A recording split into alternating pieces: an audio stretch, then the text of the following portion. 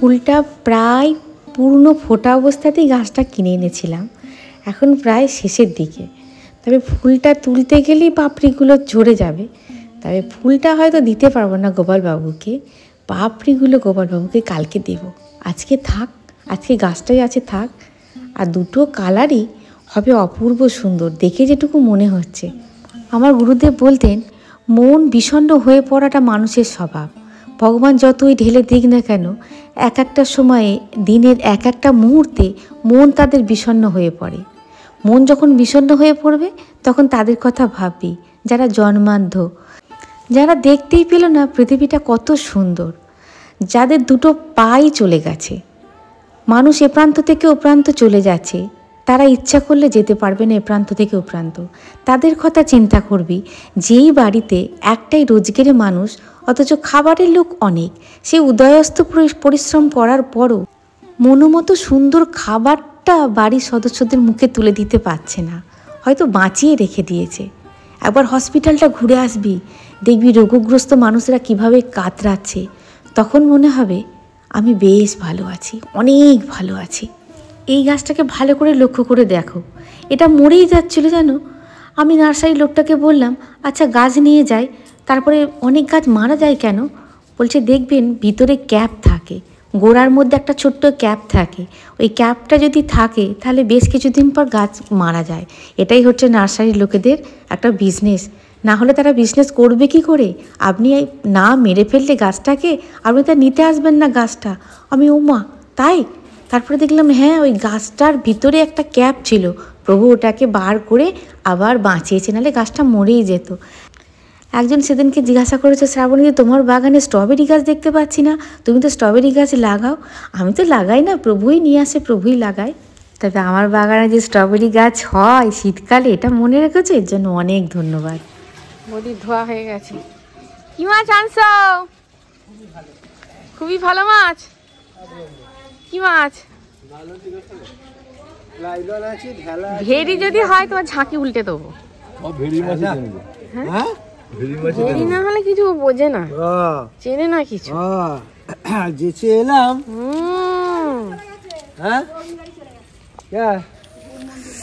এই মাছটা খেয়ে যাও ভাই, এটা খেয়ে যাও না। ইনি বিরাট ওষুধ দিয়ে এই মাছ নিয়ে গিয়ে ওই যে একটা গন্ধ বেরোয়, ঢেলা করে না তো? হ্যাঁ তুমি ঢেলা করে নেবে, তোমার মতো নাও তাহলে। ঠিক আছে নেবো না, এবার কি আমেরিকান রইব না লাইলন টিকা। লাইলন টিকা খাবি? খাবি লাইলন টিকা খাবি? শহরের লোক চিনি না মাছ, আমি তো ইলিশ মাছ চিনি। ইলিশ মাছের মতো ওইগুলো খাই। ইলিশ মাছ কালদা মাছ বড় দেখে দাও, দিলে বড়টা দাও, যা হবে। বড় মাছ ভালো হয় এটা। তার মানে ভেরির মাছেরও খদ্দের আছে বলো? হ্যাঁ দেখিয়েছি বলো। এটা কি ভেরি মাছ? না না ভেরি 700। কম্পিউটার আমাকে বললে কোনো লাভ নেই, এই ট্যাঙ্কি আর দাম পার্থক্য আছে।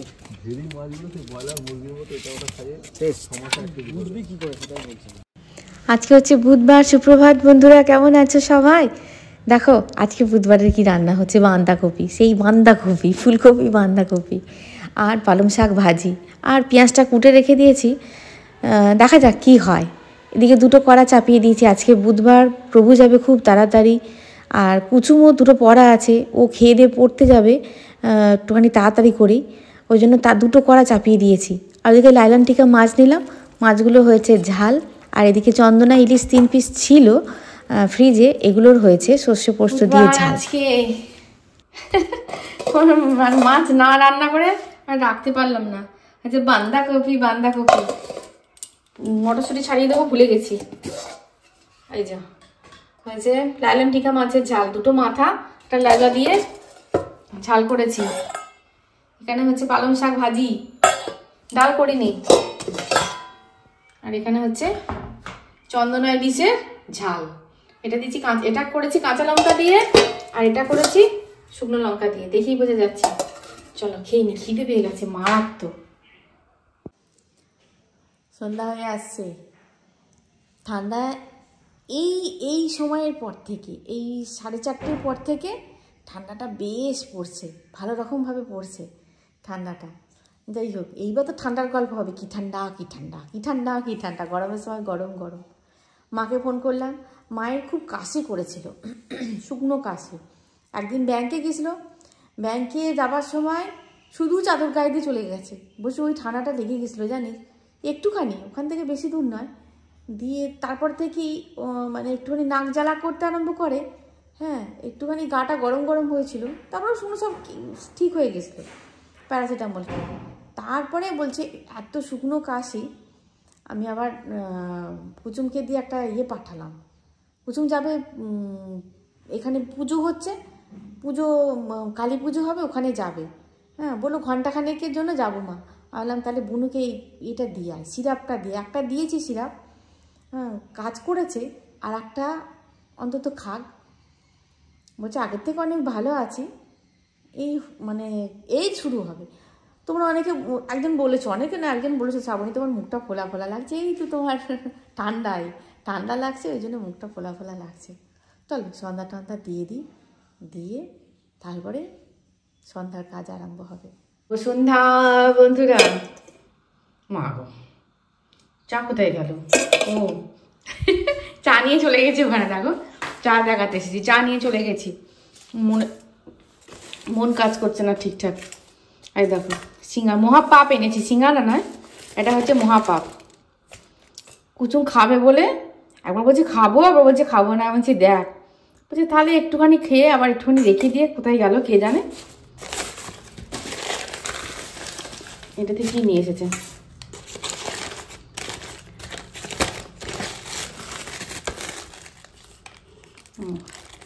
দুধে পুলি।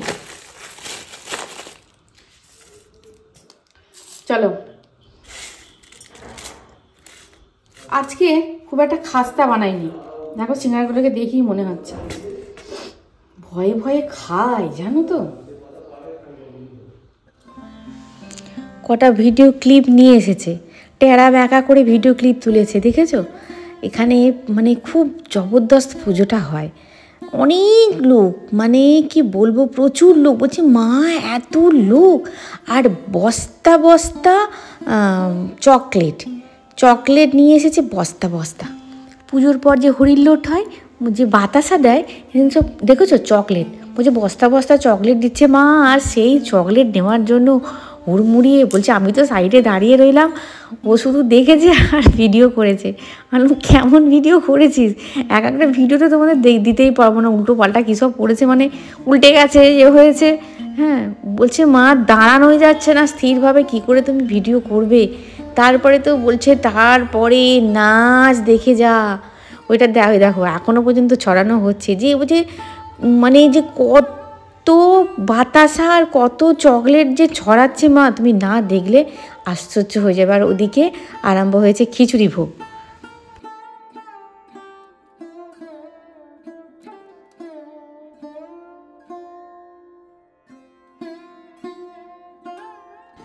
আমাদের এখান থেকে বেশি দূর নয়, 15 মিনিটের রাস্তা। কুচুমার একটা বন্ধু মিলে গেল, বলল আমার 1 ঘন্টার মধ্যে ফিরে চলে আসবো। বলছে এত সুন্দর প্যান্ডেলটা করেছে, কত বড় প্যান্ডেল করেছে, আর কি সুন্দর করে মা সাজিয়েছে। এই দেখো দেখতে পাচ্ছ, মায়ের ফটোটা নিয়ে এসেছে, বলছে ভিডিও করতে পারিনি।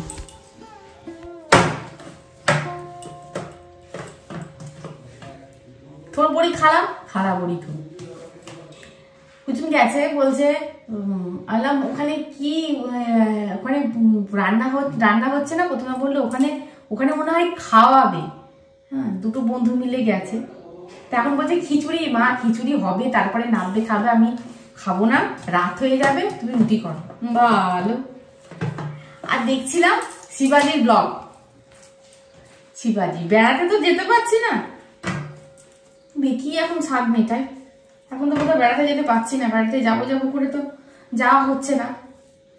তারপরে আমার মেয়েটা ফোন করলো, কি করছিস, এই সব কথোপকথন হলো।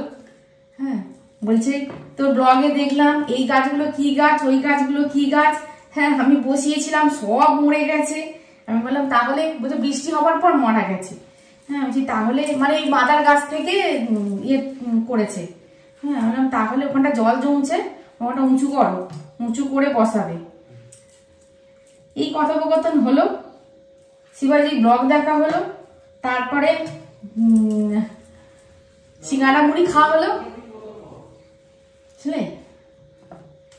তারপরে উনি বলছে তোমার রান্না দেখছি দুজনে মিলে, ব্লগটা দেখছি দুজনে মিলে। হ্যাঁ তোমার ট্যুরের কন্যাকুমারী গেছে, তা দেখছি দুজনে মিলে। তারপরেও বলছি তোমার রান্না হয়ে গেছে? জমা এই চা খেলাম, সিঙ্গাড়া খেলাম তোমার সঙ্গে একসঙ্গে, এই তো সন্ধ্যা দিলাম, এখনই বলছো হয়ে গেছে। আমি আগেই চলে এসেছি, নাও তুমি দেখো, আমি রুটি করতে যাই, করতে যখন হবে। একবার তো শর্ট তুলে ঘি করা হয়ে গেছে, সে তো তোমরা দেখলেই। আবার পুনরায় শর্ট তোলা হচ্ছে। একটু শর্টটা যদি মানে একটু দুধটা যদি রেখে দেওয়া যায়, শর্টটা অনেকটা করে হয়, কিন্তু রেখে দেওয়া তো হচ্ছে না। এই দেখো সকালবেলায় জাল দিয়ে দিই, তারপরেই কুচুম খেয়ে নেয়, শর্টটা সেরকমভাবে পড়ে না। তারপরে আবার এই সন্ধ্যাবেলা জাল দিচ্ছি, কুচুম এসে খেয়ে নেবে, ব্যাস হয়ে গেল, শর্টটা পড়ে না। ওই তারই মধ্যে যেটুকু পড়ছে সেটুকু নিয়ে ঘি বানানো হচ্ছে। তবে তুমি যাই বলো না কেন, কেনা ঘি আর ঘরের তৈরি ঘিয়ের মধ্যে অনেক তফাৎ। ওই যে গতকাল বেগুনটা তুললাম, বেগুনটা আজকে ভাজা হবে, এই তোমার শীতের প্রথম বেগুন ভাজা।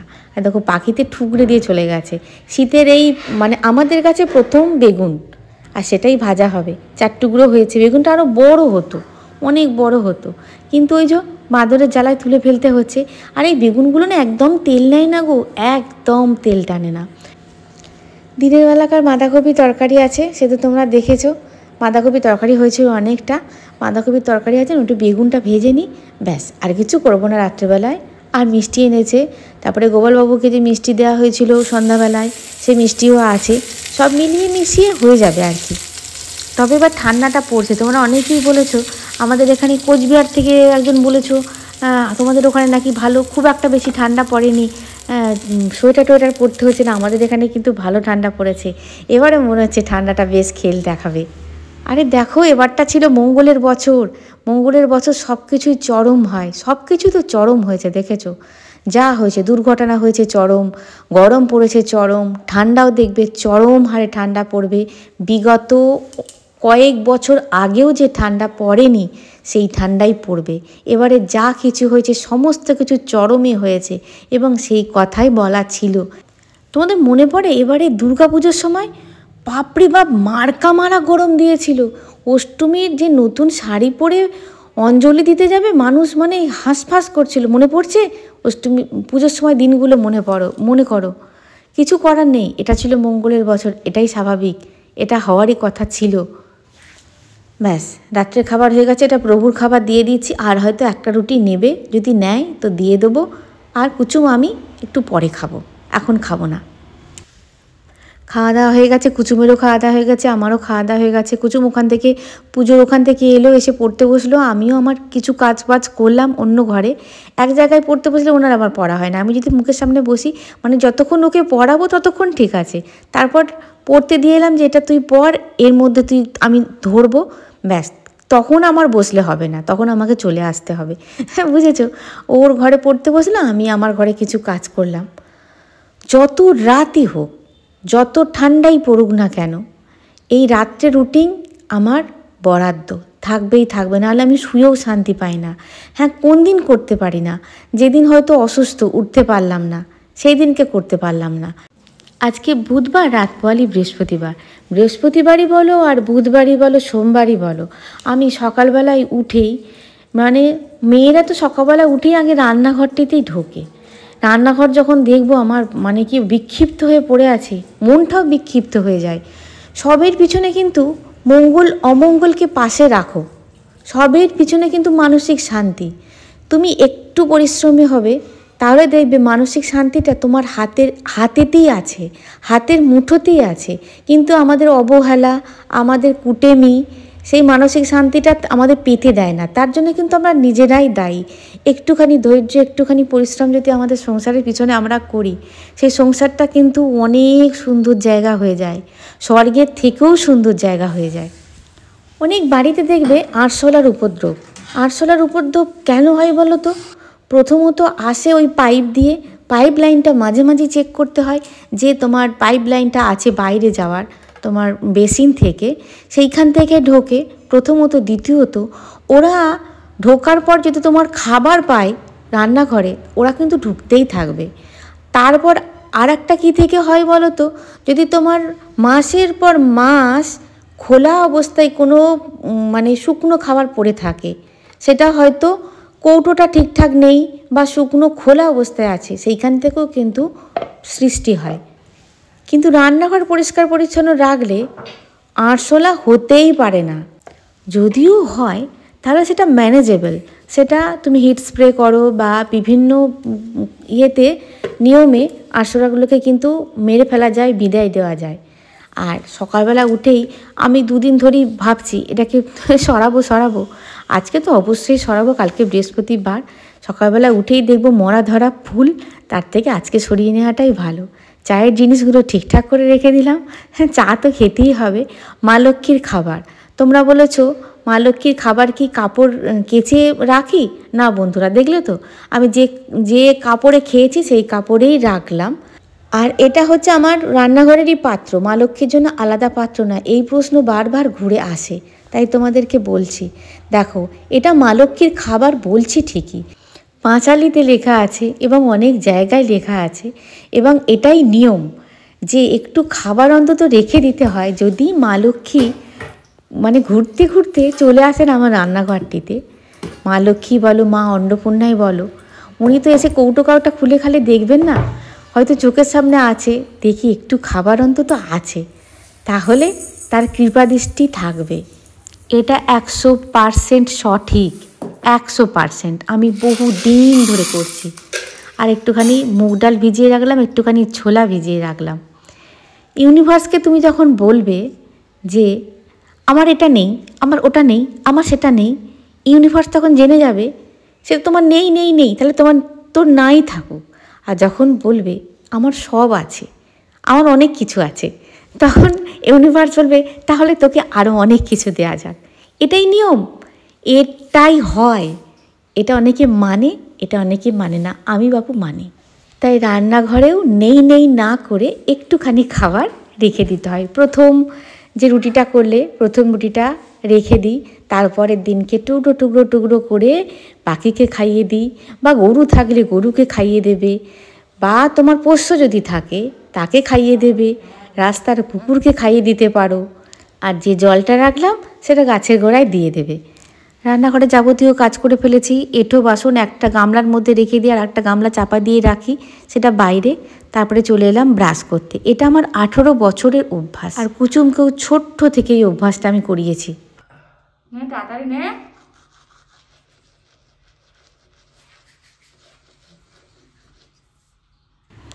বছর 18 আগে তখন কুচুম হয়নি। প্রভুর মারাত্মক দাঁতে যন্ত্রণা হতো, আর দাঁতে অনেকটা সমস্যাও এসে গেছিলো। তখন ডাক্তারের কাছে আমি যেতাম প্রভুর সঙ্গে। তখন বলেছিল দাঁতের ডাক্তার যে আপনি যদি প্রত্যেক দিন রাত্রেবেলা ব্রাশ করে শোন, তাহলে দাঁতের সমস্যা আপনার 90% কমে যাবে, এবং না আসার সম্ভাবনা তো অনেক কম। সেই থেকে না ওর কষ্ট দেখে আমিও সেই থেকে আরম্ভ করি ব্রাশ করতে। প্রভু তো করেই, আমিও করি ব্রাশ করতে। আর একটা ব্রাশ 2 মাসের বেশি, মোর দ্যান 3 মাস, তারপরে আর রাখবে না, ব্রাশটাকে চেঞ্জ করে ফেলবে।